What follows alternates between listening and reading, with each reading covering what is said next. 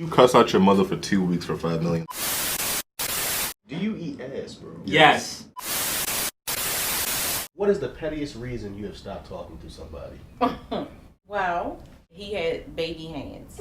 He had small, fat, stubby fingers and baby hands, and he was a full-grown man. And it just, I didn't like it. I didn't like the way when he touched me. I didn't like it. I didn't like it. So everything else about him was fine? Everything else about him was not fine, but he was attractive. But them hands. Right. But you did such a good job explaining it. It don't even sound petty. It sound valid. Like people are like, yeah, I can see that. Who could do it? I don't understand. Who could do it? His wife of 35 years. Wow, I'd like to meet her. I'd like to meet her. I'd like to grandma- shake her hand. Shake her hand.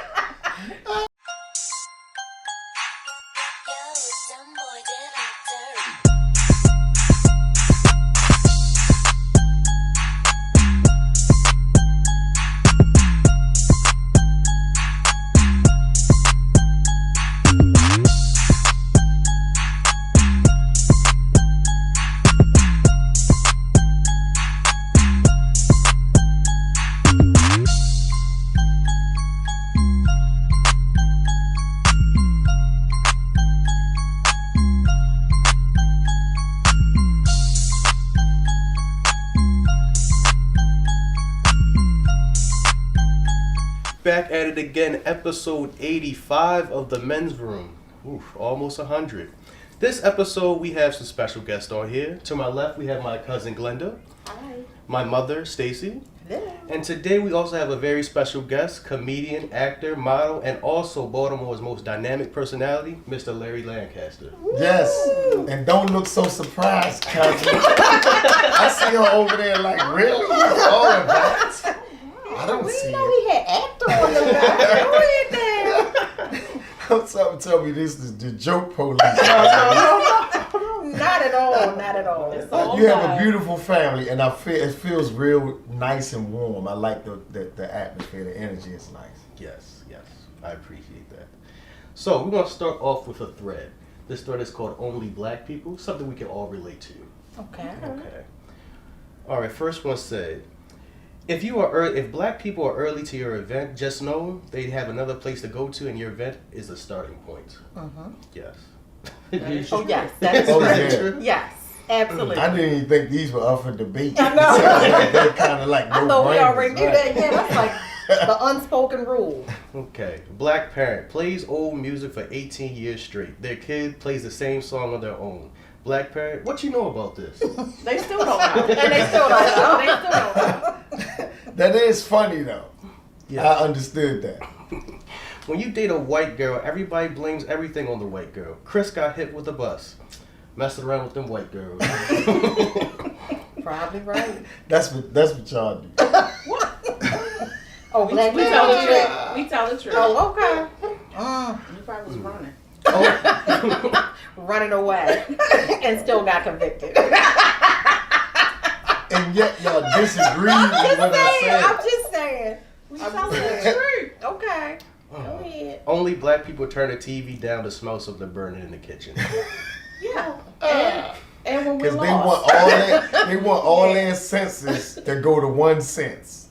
That's why they do it. They don't want no other senses being distracted. You gotta focus. Okay. Once I blocked a hit from my mom and she told the whole family I tried to fight her. Yeah. Mm-hmm. Take that hit. Yeah. You deserved You it. just gotta open up. Mm-hmm. Like, this is really cruel. If you think about it. Really? Cruel? Yeah. Not the beating, because that's like, okay. But no, I want you to stick your face out and do Everybody nothing. say you do all that. I don't want you to rely on your human Instinct. reaction or Instincts, nothing. I know. It's called Just a take reflex. one square in the face. Yeah. Black people will say anything to get off a phone. Like, let me take this drink. Let me take this drink of soda. I'll call you break up. Wait a minute, she got one that's perfect. Wait a minute, let me get it right. She does to you all the time. No, No. I don't. She don't have to do it to me. We do it to other people. You see how she said that? Let me call you back. I gotta take this fish for a walk before it starts barking. Before it starts barking. Yeah. That is funny and mean. Black parents would be I'm not deaf even until gonna waste time you whisper lying. something under your breath. Yeah, because you're talking back. Yeah. Yeah, I don't know why you didn't understand that one. And it doesn't have to just be verbal. Like if you huff and puff, Or if you suck your teeth. Oh my My God. grandmother, she didn't even like my nostrils flaring. She used to say, unflare your nostrils. I'm like, wow. Wow.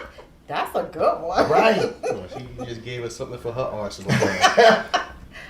We all have seen the Cat Williams interview. That was, I believe, one of the best interviews I've seen so far. One of the best. Do you think Cat Williams was bitter throughout the episode?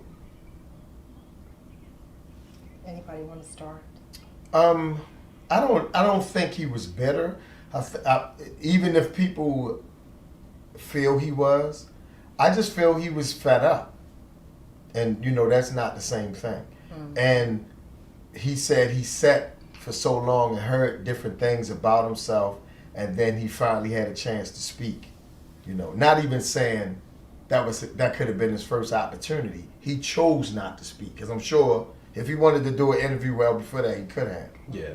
So that's what I saw from him. Just a frustration and setting the record straight. right, and a passion about setting the record straight. I feel the same way, because if somebody on a platform that big just say lies, I would feel the same way as well. Just to say, like, the first 30 minutes was just setting the record straight, and then he went on to his life story, and then therefore. Here's the thing about this: there's two sides to every story, right? And most people, when they hear a story, they're like, "Well, I would have to hear the other side." But Cat was so passionate about what he was saying, people automatically believed all of it was true. And we don't even know that, because none of it's really been verified by another source. But the way he spoke about it, you could tell, even if it's not true, he believes it to be. And I think that resonated with a lot of people. And that's why a lot of people are kind of siding with him, because they just feel the authenticity in the way he spoke about things. But to be honest, we don't really know if what he's saying is true. And that's not to say that it isn't. Well, I think they did come out with a lot of things after the interview to show how most of what he said was true. I know when I first watched it, and he was talking about even the show that Mark Curry had, and then the one that Steve Harvey did, and the similarities. And you see things, but then you don't see it. Right. And I never really, because we never put those two together. Exactly. We knew about both shows, Yeah, but I exactly. never thought about, you know what? Oh, he copied that Right. idea from. Yeah, I never thought about it. Right. Yeah. And Oh, for me, I don't see how he was bitter at all. Some of the things that he discussed, I had previously known, just because I'm just like nosy about stuff. And it's easy for me to believe whatever is negative about people I don't like. So I don't like Steve Harvey. So if somebody says You know what? I something- really appreciate your honesty, because that's how most of us are, and most of us don't even know that. To be conscious, to even be that conscious of that. That's Right, so I'm going to believe whatever negative somebody has to say about him, I believe it. Because I already don't like him. Uh-huh. So, and the other comedians, like Cedric, he wasn't really, he's a comedian, but not really funny to me. Okay. But I mean, I thought he was likable. He seemed like a likable character, and he seemed like a personable person. Right. So, so I do believe the things that he said about him, because of the other things that came out about some other jokes. But I think joke telling, and I'm not a comedian, but joke telling, some people, they will borrow things from other comedians and then make it their own. Because you have to put your spin on it for it to come across to the audience because people want an authentic story. So that could be part of the reason why Steve Harvey always felt flat to me. Well, let me ask you, being a comedian, Mm-hmm. is that something that you see people doing, like stealing jokes and really? All the time. Had people stolen your stuff? Yes. Do you say anything about it? Do you? I used to. Okay. And then an older, wiser comic said to me that he said, "Man, you're one of the most creative comics I've ever seen." He said, "People are going to steal from you." He said, "But if you approach everyone who steals a joke from you, you'll be doing that more than you're doing comedy. So you got to decide, you know, where you want to spend your energy." And I've been accused of stealing. Right. So it goes both ways. I've had to defend, you know, a joke. And what happened was I stopped watching comedy as a result to that, because I never wanted to be accused of seeing someone's material and doing it. So I can honestly say, when even if, you know, the person did the joke before me, I can honestly and honestly say, hey, I never saw this guy do the joke. So I would try to ignore a lot of comedy, and I wouldn't watch it, and I still don't. And you got to also be aware of your subconscious mind. So you hear things, those things come out. Right. So if I'm a comedian, I'm around comics and I'm hearing different things, 2 or 3 years from now, I might be writing a joke, and then something another comic said might come out, but I don't know where it came from. It's just a thought at that point. Right. And I'm like, oh, this is nice. And then I write and think it's mine. So you also got to be real careful about what you take in as an artist, because it's eventually going to come out. Next question is, what is the pettiest reason you have stopped talking to somebody? I definitely want to. Because y'all looking like, what do you define petty? I know what it is.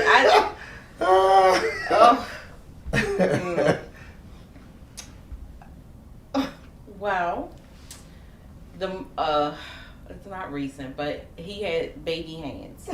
He had small, fat, stubby fingers and baby hands, and he was a full-grown man. And it just, I didn't like it. I didn't like the way when he typed it. I didn't like it. I didn't like it. It made me uncomfortable. She looked like she can still feel. I told you though. I can see his face. Oh my God. Oh God. So he had baby hands. So everything else about him was fine. He was an attractive man. Everything else about him was not fine, but he was attractive. He wasn't driving the kind of car that I would want to be seen in. But I did it. I took one for the team. I got in it. Risking life and limb. So it sounded like it was other factors, and the baby hands was distraught. The baby hands was the main thing, because I can work with, you know, a guy in a car that I don't want to be seen in. Right. Okay, we can work on that. That's, you know, that's the thing. We can get there. He had a nice personality. He was just a tad bit insecure with certain things, but you know, okay, we can work on that. But them hands, Right, that's what I just said. That was distraught. You can't do nothing to me with them hands. Right. This is a lot to handle, and you got them little hands. But auntie, that's what I said. That was the straw. That was the deal breaker. Like, you was like, you had some other straws, and they wasn't as heavy as these damn baby hands. No way, Jose. That's funny, I have to man. take a drink on that. No. But you did such a good job explaining it. It don't even sound petty. It sound valid. Like people like, yeah, I can see that. Who could do it? I don't understand. Who could do it? His wife of 35 years. Wow, Now. I'd like to meet her. I'd like to meet her. I'd like to grandma- shake her hand. Shake her hand. They smaller than his. Girl, yikes. You one of them. Oh, God. Better than me. Girl, You'll say that to her. He seems very kind, right? Mm. Oh my goodness, that is hilarious. You have one? I'll let him go first. Since he's the guest. No, I'm not following that. Oh my God. I went out with somebody, and so let me preface the statement with everyone has preferences. Yes. Yes. And sometimes you don't know what your preferences are until they present themselves. Mm-hmm. And I went out with a guy, and this is way before I was married. And he was a really nice man. We went to a wonderful restaurant. The person came over and said, well, your table isn't ready. Why don't you guys go have a seat at the bar?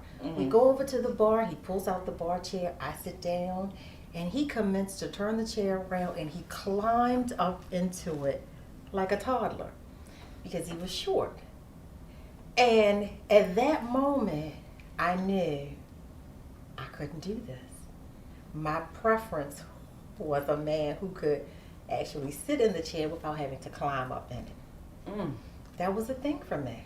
We still talking about chairs, right? Yeah, Okay. just a chair. Regular chair. Because it sounds like you were using metaphors at some point. No metaphor. Regular chair. It's a regular chair, and he was and I mean I'm only 5'5", and maybe he was the same height, Mm-hmm. maybe.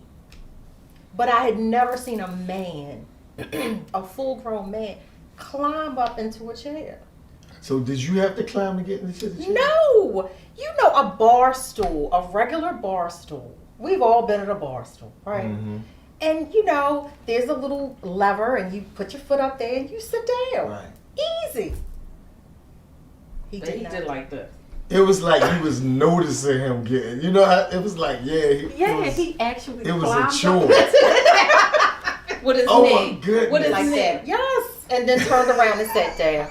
And I looked, and I was like, oh my God, he just climbed into the chair. He put his knee in first. Yes, he climbed into the chair like a toddler. And at that point, I just said, this is Wow. for me. I didn't realize how bad it was until I saw the visual. His knee first. That's exactly what I said. So I get it. Both of you just did that. You took something that was petty and made it a deal breaker. Now It is. people like, let me see your hands. No. Or have a seat. Like a stool or something. Like that with little hands. Like He had holding to a turn his baby. back and put his leg up on the I would say, at first I was going to say corrections, which I did for 13 years. But then I thought about it, and it would have to be the school system. Wow. That's the worst. Yeah. And why is it the worst? Just to watch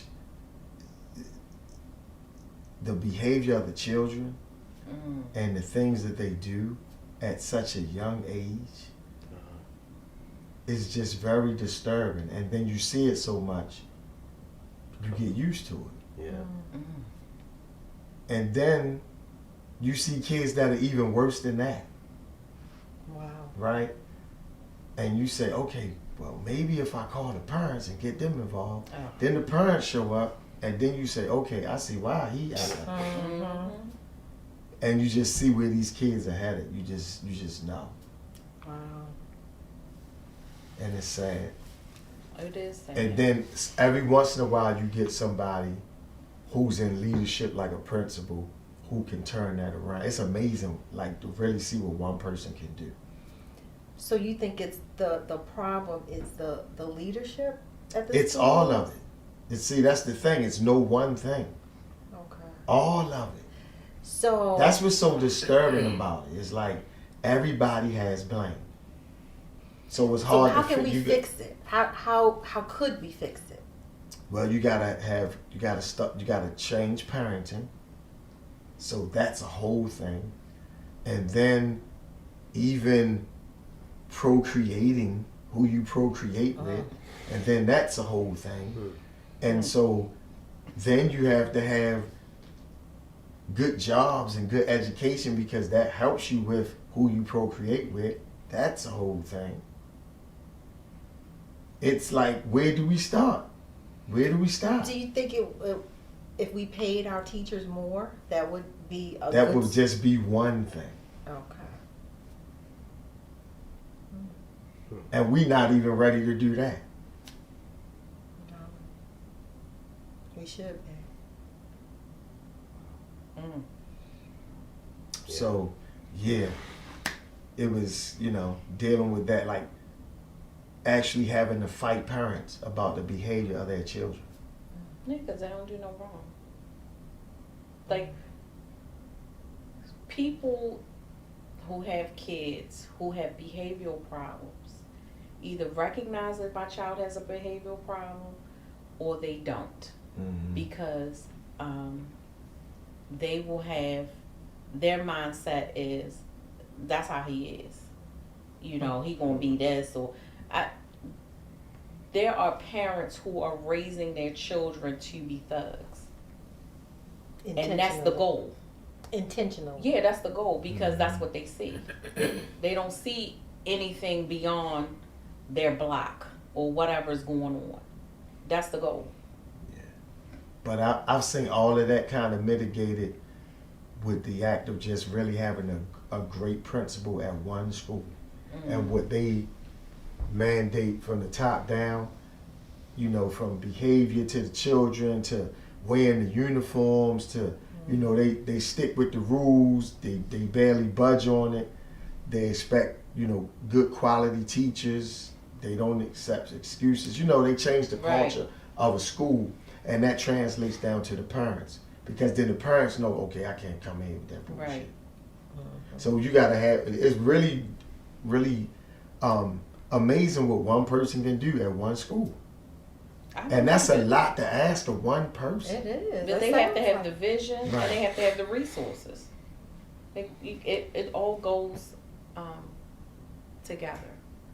But what I had talked to Stacy many times about how we went to the Collective Minds at Poly. And so we're, it's nice. It's a nice event. But Poly looked like a prison yard. Mm-hmm. I know because I've been to a prison yard. There's no reason why one of the top schools in the city should look like that. Mm-hmm. There's no reason. But the goal is not to turn out quality students. And one of the things, the easiest thing to do is to fix the aesthetic. Mm-hmm. It should be beautiful. When you go to a school, any school, not just a top performing school, it should be beautiful.